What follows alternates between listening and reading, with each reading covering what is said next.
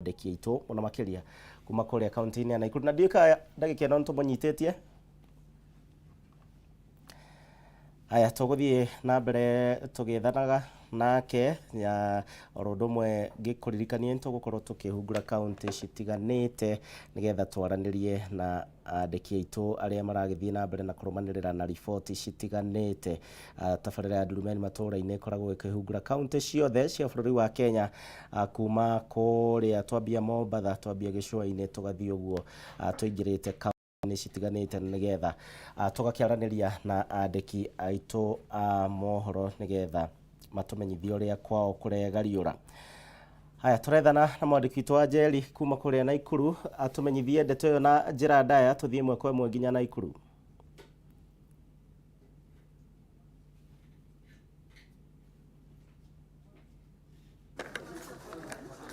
Umetoka?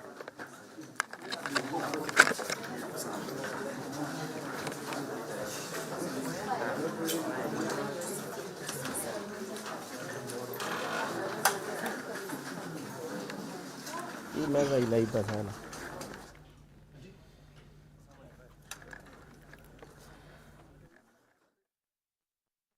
Na mbere na gwethana na riboti yo na njira iria yagirire wona wanjerie hariria wega ntugukorwo tugithie kuria kaunti-ini ya Naikuru kuroneka ta tehariirie na njira iria yagirire nigetha tumenyithie githagathaga kiu kia Maina Njenga uria wagikorwo agikio ngono umuthi. Riboti ingi tugukorwo tukirumanira nacio kiama kia athondeki a indo gia KAM rondomwe na kia anyiti itemi ruhonge ni itariirie kana uregani wacio hari icunje citiganite thiini wa mutaratara wa watho wa kigina wa mwaka ukite, makiuga ati ni marahinyĩrĩrĩka ta andikani a mawira oro ũndũ ũmwe na aigithia gũkũ bũrũri-inĩ makiria mbere ya kamĩtĩ ya mbunge igie KEPSA nimendekithĩtie kwehererio kwa rĩendekithia rĩa kuongerera igoti rĩa VAT gĩcunjĩ kĩa na gĩtĩrĩrio oro ũndũ ũmwe na igoti rĩa nyũmba. Tuthie thĩinĩ wa gĩikaro gĩkĩ kĩrĩa kĩrathiĩ na mbere nigetha tuthikĩrĩrie marĩa mareyumĩria. What we actually realized is that the glass manufacturers actually agreed and said pricing will go up so that we are pushing people to source locally, but where they didn't have capacity, for instance on jars and other items, they were able to tell us we are not producing this, but they gave commitments that in the next 2 or 3 years they are going to invest in the capacity to produce whatever items. So this is the background around these three items that you're seeing here and what the issue is. So the proposal for KAM is to have these proposals not implemented at the moment, but give a transition period. And we've seen the committee has always given those transition periods, but at the moment the implication will be dire, and it's what we have seen and what we are requesting the government to look at.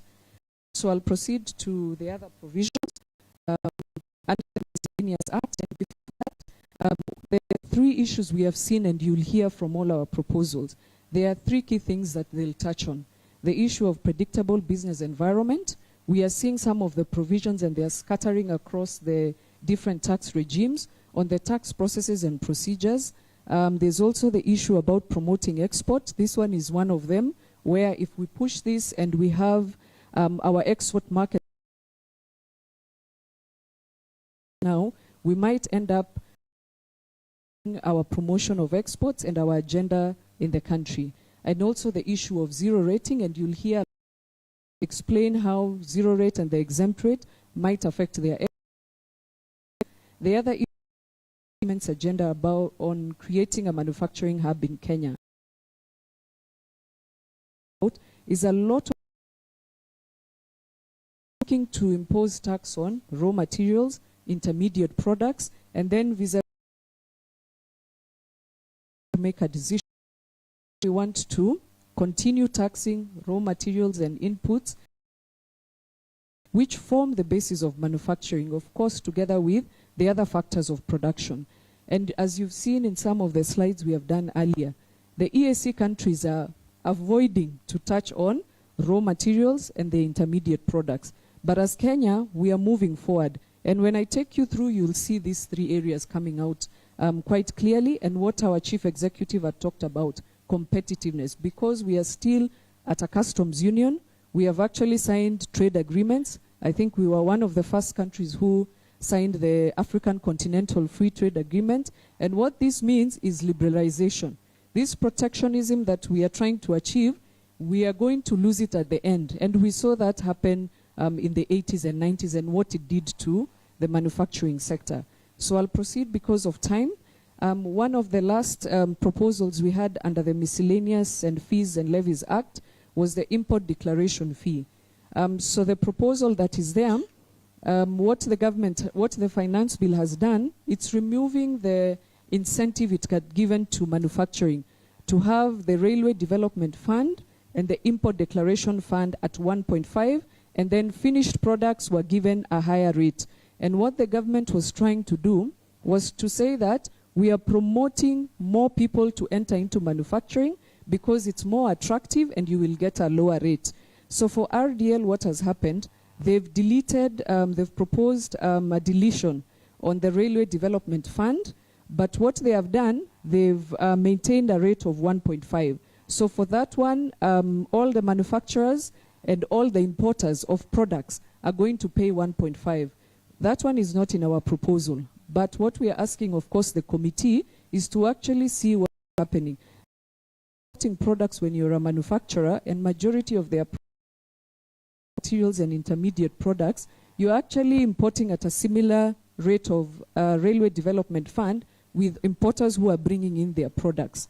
But what we have proposed to the committee is for the import declaration fee, which is being moved to 2.5. It had given local manufacturers, making Kenya more attractive to investors to take advantage of the 1.5 to 2.5. So it's increasing the cost for manufacturers. And as I said, for manufacturers, what they are mainly importing is what they are unable to get internally in terms of raw materials and their intermediate products.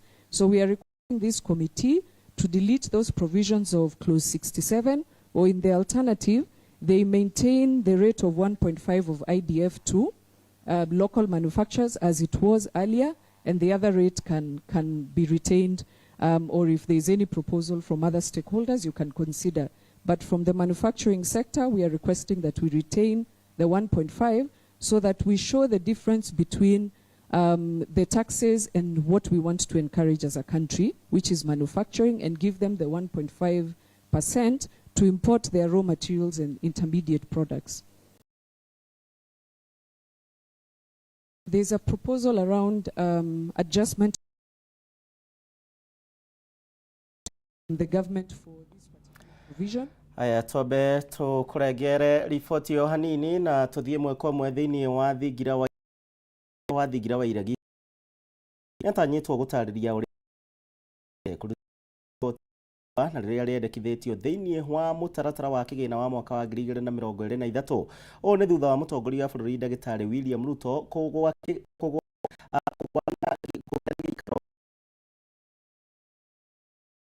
ithanĩirie kunyita mbaru riendekithia riu wona mutaratara uyu watengemanio thiini ya bururi. Tuthie mwe kwa mwe Nairobi nigetha tuthikiririe miario yo akigeria gutha the importance of people's active in this transformative journey. The objective, therefore, is to provide home ownership to with the aim of the annual deficit of 200,000 homes. Additionally, this will increase the number of mortgages from 30,000 currently, out of a population of over 40 million Kenyans, to 1 million, with favorable repayment terms of 5% and affordable terms allowing monthly payments of as low as 5,000 shillings. As the President is not only, or does not only aim at giving people affordable housing and uplifting our people and dignifying their lives, but also serves as an economic stimulus for enterprises and job creation. For every housing unit built, for example, 3 to 5 new direct jobs are created and up to 8 indirect jobs are created. Since assuming office, President Ruto has initiated the construction of 36,092 new units in various parts of the country. In total, 200,000 200,000 units a year will translate to 600,000 to 1 million jobs every year for our people. To develop the MSME sector, Juakali artisans will supply inputs to the affordable housing program. Moreover, light industries will have the opportunity to provide construction materials such as cement, ballast, and other construction material. Importantly, the affordable housing model ensures inclusive growth by enabling home ownership to those at the bottom of the economic pyramid who are currently not being served. So to achieve all these objectives, deliberate action, as I said, is necessary for the president and for affordable and stable financing to support large-scale 3% contribution to the housing fund was developed. Once again, it is essential that this initiative did not emerge without planning or out of the blue, and the president has said this. It was articulated and outlined in the manifesto, the foundational document on which the president was elected by Kenyans. And I will actually quote part of what was said in the manifesto. Quote, "We will achieve by structuring affordable long-term housing finance schemes, including a national housing fund or social housing schemes that will guarantee offtake of houses from developers," end of quote. So the proposed contribution is 3% of an employee's salary, with the employer matching it, but it will be capped at a maximum, any one individual. It will be capped at a maximum of 2,500 shillings.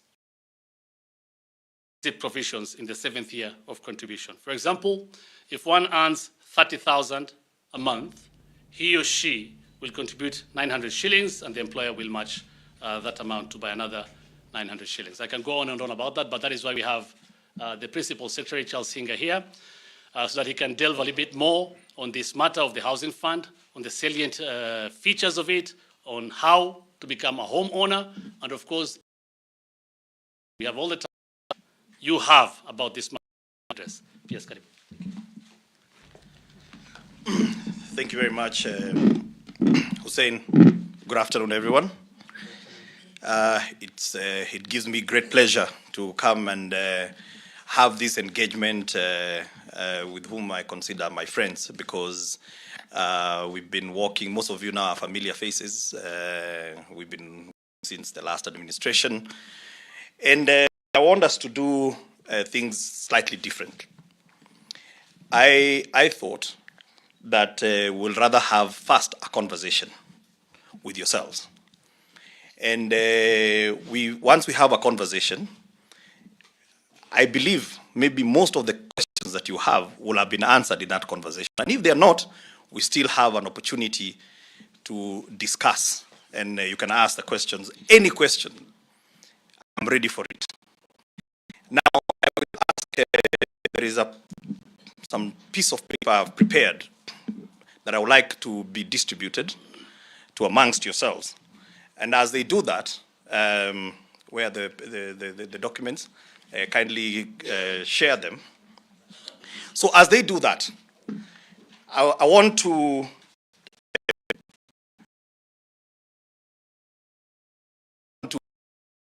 first, me. Let me ask you the question. Don't think problem in Kenya. The silence means we all know we have a problem. It's very difficult to have a conversation with someone when you don't have a similar base. You're not coming from the same position. Now, I agree that what differs is how do you sort out that problem. Hizo karatasi zinakuja, eh? Zinakuja. Haya. Is how do we sort out the problem? And as many as we are in this room, we could have very many diverge views and opinions how we are going to do that. The only thing that we can do is to go back and ask ourselves, are there people, are there countries today that solved the problem we seek to solve? And if the answer is yes, then isn't it a good thing for us to go and find out how did you do it? We may not necessarily take everything they did because circumstances differ. But at the very least, we can say, if this aya kiu nĩ gĩikaro kĩrĩa kĩrathiĩ na mbere thĩinĩ wa thingira bũrũri-inĩ ũhoro wĩgiĩ nyũmba cia raithi igoti rĩrĩa rĩendekithia othe arĩa mandĩkĩtwo wĩra marengagwo gĩcunjĩ gĩa 3% thĩinĩ wa mwaka wa kĩgĩna wa ũyũ tũraingĩra. Tũgĩthiĩ na mbere, sekta ya ũkui wa ngari cia thitima gũkũ bũrũri-inĩ rĩu nĩ hũrĩtwo njeki na nĩ thutha wa ceceni ya mbere ya gwĩkĩra mwaki kana charging station kũrugũrio mwena wa Buruburu na kũrĩa ene bathi oro ũndũ ũmwe na ngari cia thitima marĩhũthagĩra gũtarĩ na marĩhio mothe. Igongona rĩrĩ rĩrathiĩ na mbere na kambuni ya ũtambia wa thitima ya Kenya Power na kambuni ya Basigo. Kwa ihinda rĩrĩ kũrĩ na bathi 27 cia thitima na beno rĩu ĩgĩtanywo gũkinyĩria bathi 1000 mwaka-inĩ wa na 26. Tũthiĩ ĩmwe kwa ĩmwe igongona rĩrĩa rĩrathiĩ na mbere. Kenyan power fluctuates of the day. So the peak that we normally somewhere between 6 p.m. and around 10 p.m. After around 10 p.m., the peak is over 2100 megawatts. That is at around 9 p.m. But it drops down to almost 1000 megawatts at around midnight. So that means then that if you are to compare our big demand and the demand around midnight, at midnight is almost 50% of what is usually the case at peak. Now, the challenge of that is that once you've put on the geothermal generation, and they were generating possibly to address the issue of the peak, when you now approach towards midnight, you have to vent or curtail some. And the aspect now that there can be electric buses and electric vehicles that are already there, then they can actually take that demand so that they reconcile, or rather they time the charging to the time of the day when the demand is low. So our recommendation, and that's what we are working together, and we did indeed provide it under the tariff that was approved, is that of is almost actually is 50%. So instead now, much of what should have now this being driven by those of taking this power at night. And indeed, even as we do encourage them, we also want to industry as well. It's not only limited to e-mobility, it's also available to the industry, especially the large power consumers. They can take advantage of that time of use tariff to expand their businesses. So that if they were running only 3 shifts, say in an industry, they can actually introduce an extra shift from around 10 p.m., 11 p.m., and enjoy 50% of that tariff. And this would really apply mainly to cement factories, where the amount of power they consume is quite a lot, and benefit be so good in terms of reducing their action. But I think today we are here mainly because of e-mobility, and we are just highlighting that particular aspect, that there is that tariff which they can really take advantage of to charge their vehicles during the off-peak. But even important, in support of what Basico is doing, are keen, and we are really investing a lot of resources to revamp our network and to work closely with them so that in whichever points they require charging stations, we actually provide that. And in terms of how much power is consumed, I think there's somebody who asked. Yes, I noticed, I think one is consuming about 30 kilowatts. So if you multiply by 5, that is just about 30 times 5, about 150 kilowatts. Times 6, so 180. Yeah, We say 180 kilowatts, which is really a very small fraction compared with what the transformer is able to carry. So I think ours is, as a facilitator, we want to facilitate the industry. The role of Kenya Power we do plays a very critical role in turning around this economy.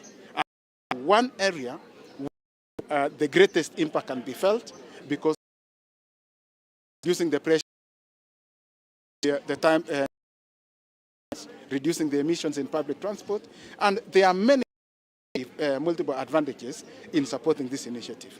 But our support is not only limited to this. We want to support the entire industry. And looking forward, one of the key things you'll notice about Kenya Power going forward would be a very close engagement with those that we are working together so that we can better improve their business, and we also increase the demand of power on our side so that at the end of the day, we both benefit. We benefit with increased demand and thus less curtailment during the off-peak period, and at the same time, they also benefit by taking advantage of what that time of use tariff. What's important is that this is to support the industry. So we, of course, we may want to take the lead, but you risk taking the lead and doing your own things. So I think the best for us to know what the industry wants to do, and then we ride along to provide that necessary support. So that is really, so the roadmap is other e-mobility company which may actually want to enter into that space. Wherever they tell us they need a charge at this, or they require particular infrastructure here, we are going to ride along. And I think they did recognize, and they did even mention, that when they station here, it was done within the shortest time possible. That is going to be done. So encourage, maybe as the media, encourage more to enter into this space and tell them that Kenya Power are more than ready to work along. Necessary support that you need to succeed. Nĩ gĩikaro kĩa ngari cia thitima gũkũ bũrũri-inĩ nĩ ya mbere nĩ yakĩhingũrwo kũrĩa tũgĩthiĩ na mbere. Minista mũnene gũkũ bũrũri-inĩ Musalia Mudavadi nĩ akinyĩtie thĩinĩ wa kĩgomano kĩa o mwaka gĩa kĩũngano kĩa atari a mathabu gũkũ bũrũri-inĩ kĩa Ice Park, kĩgomano-inĩ kĩrĩa kĩrathiĩ na mbere mwena wa Mombatha, na mamwe ma maũndũ marĩa mararĩrĩria kĩgĩna kĩa mũingĩ kũhũrana na ciĩko cia ngukumio na kũmũrĩka moritũ marĩa mang'etheire mũingĩ kumana na kwambatĩra kwa ngarama ya mũtũrĩre. Gathũngũ nĩ mwandĩki witũ na nĩ akinyĩtie thĩinĩ wa kĩgomano gĩkĩ. Ndĩrenda tũthiĩ ĩmwe kwa ĩmwe kũrĩ we nĩgetha tũmenyithie marĩa mararĩrĩrio. Ndegwa geithĩka kana ndakĩrwo tũgũthiĩ ĩmwe kwa ĩmwe tũthikĩrĩrie marĩa marahanĩka tondũ nĩ kĩrathiĩ na mbere. Enterprises and indeed for the entire government. You know what the law says, you know what the law requires of you, but you hide behind the phrase, Waziri amesema. You people will have to help us to komeshe Waziri amesema.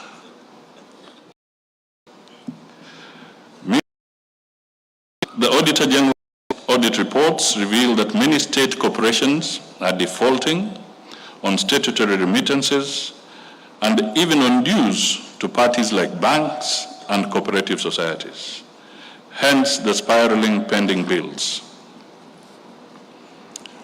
You may be wondering why I'm detailing these encounters where fiscal discipline and accountability in public service was the topic of choice. There's no doubt we have massive public resource leakages that are prompted by corruption.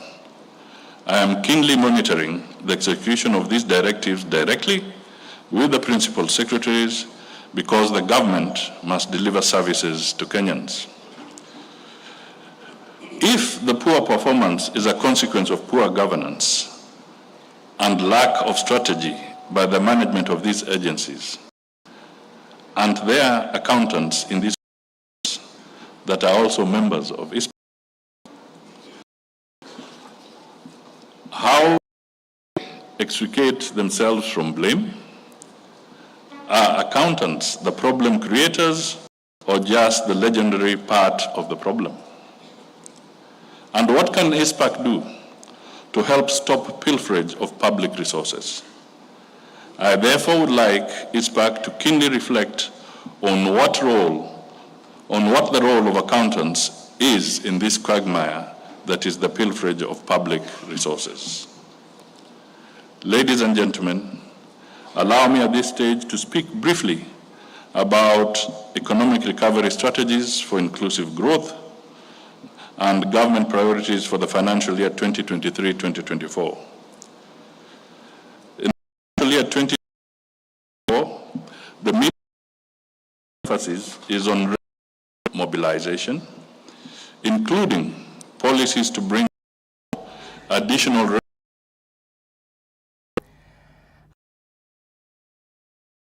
Shoaine kiragethie na renda twambe twikirie rohani thutha wa ndagika citari kunene na nigetha tuthie na mbere na tabarira eno thiĩ wega ndũgathiĩ kũraihu.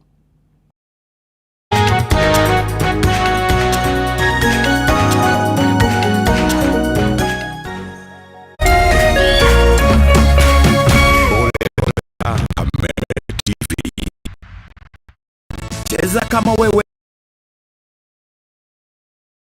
Beti yaku teke teke. Yes, ni huthu. Hihinya *675# uthake na namba ithathatu cia munyaka kuuma imwe nginya ithathatu. Ikira muigana wa beti yaku kuwihotanire nginyagia maita 5,000 hau. Cheza kama wewe na cheza sita wigire mweke muhari miekene ya gutuika muhotani. Hihinya *675# uthake o riu. Mundu utakinyetie miaka 18 ndagathake. Kana uigirereki. Itangatho riri ni rihitu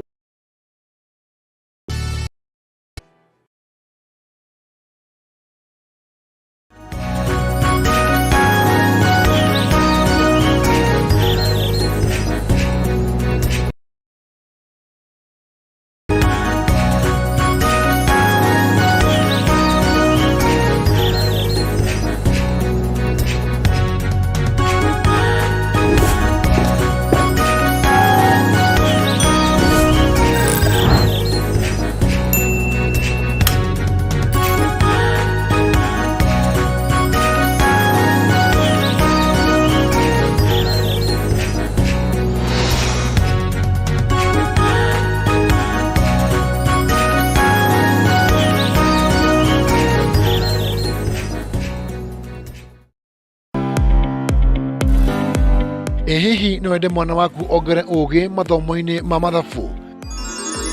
Apply this water to 2 villages, village A and of course village B.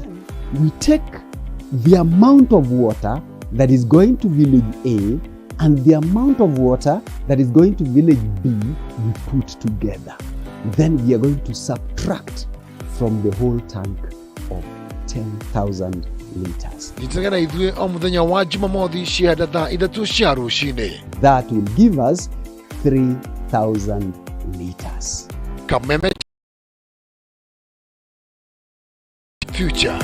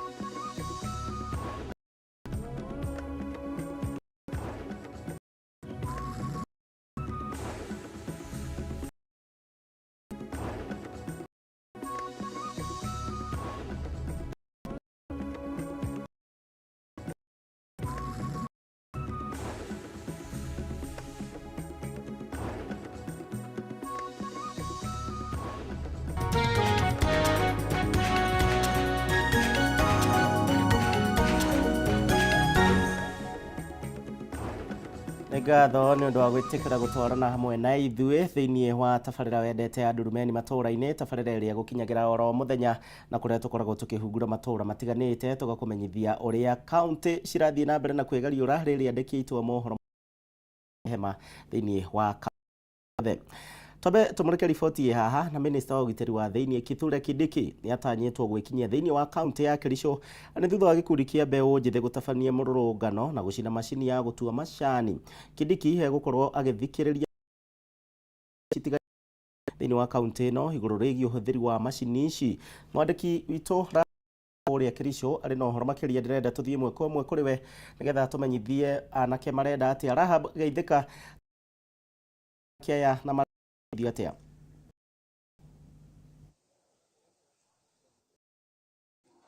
Nĩ ũhoro wa ma atĩ mũthenya wa ũmũthĩ anyiti itemi a ũgitĩri thĩinĩ wa kaunti ĩno kuo thĩinĩ wa kaunti ya Kericho. Mbeũ njĩthĩ mareyumĩrĩtie bara-inĩ kuma mũthenya wa ira magĩteta kuga atĩ matirona makĩheo wĩra thĩinĩ wa kambuni cia macani kana kambuni cia iria macani thĩinĩ wa kaunti ĩno, na koguo mbeũ njĩthĩ marathiĩ na gũcina macini cia gũteo wa Jumatatũ na mũthenya wa ira kambuni ya kĩmabũrũri ya Ikatera ĩrahotire kuona hathara nene thutha wa mĩrũrũngano ya mbeũ njĩthĩ arĩa maratetaga kwaga kuona wĩra. Koguo mareta mũcemanio ira wa andĩki a mohoro na maratangatha atĩ nĩ magũtiga kũruta biacara yao ya gũtua macani o nginya rĩrĩa thirikari ĩkahota kũmahe ũgitĩri na kuonania atĩ kambuni ĩyo nĩ gũthiĩ na mbere na kũruta wĩra o ũrĩa yagĩrĩire. Koguo mũthenya wa ũmũthĩ nĩ gwakorwo na mũcemanio wa ũgitĩri ũrĩa ũrehete hamwe gavana wa kaunti ĩno Ndagĩtarĩ Eric Mutai, seneta wa kaunti ĩno ũrĩa nowe mũtongoria wa arĩa aingĩ thĩinĩ wa bunge ya Senate, nowe mũikarĩri gĩtĩ wa komiti nĩo warehe hamwe o nginya seneta kambuni cia kĩmabũrũri cia gũtua cai cikoragwo cikĩnyitithanĩtie kaunti na kaunti ya Bomet. Koguo mũthenya wa ũmũthĩ mũcemanio ũrĩa ĩno ya ACK hamwe atongoria aya nĩguo mahote gwetha kĩhonia kĩa mĩrũrũngano ĩyo ĩrĩa ĩrathiĩ na mbere nginya mũthenya wa magĩteng'erania bara ya gũthiĩ Naikuru mwena wa Brook harĩa noho kambuni kana ya Ikatera cikoragwo. Koguo nyanake icio ciugĩte atĩ matigũtiga kũrũrũngana o nginya rĩrĩa atĩ macini cigũtiga kũhũthĩka thĩinĩ wa kambuni cia kĩmabũrũri na kũhota kũmahe wĩra. Koguo mũcemanio ũyũ wa ũmũthĩ tũratarajia atĩ kĩrehe kĩhonia na hihi magĩkorwo nĩ atĩ gũthiĩ na mbere nĩguo mbeũ njĩthĩ kana yuthi makorwo makĩona wĩra na kambuni cia kĩmabũrũri cia gũtua cai onao makorwo makĩhota kũruta biacara cia o ũrĩa kwagĩrĩire. No gũkinyĩria rĩu ona mũthenya wa ũmũthĩ na water cannons thĩinĩ wa area ya Brook na o hamwe na ya Bomet kũrĩa gũkorwo na kambuni cia gũtua macani, water cannons nĩ ciahota kũigwo strategy eneo nĩgetha kũhota kũhoreria ĩrathiĩ na mbere. Gũkinyĩria rĩu mũthenya wa ira rĩrĩa tũrathiĩte gĩikaro kĩa marahota atĩ kuma rĩrĩa mĩrũrũngano ĩno kana kuma rĩrĩa mbeũ njĩthĩ manjirie kũingĩra mĩgũnda ya macani gũtua macani matarĩ gũthũkangia gũkinyĩria rĩu ihinda rĩa mĩeri 6 nĩ makoretwo matete kĩgĩna gĩa mirioni 100 rĩa 70 of macini iria cikoretwo cigĩcinĩtwo o hamwe na macani marĩa mahotetwo kũiywo kwa ihinda rĩa mĩeri 6. Koguo mũcemanio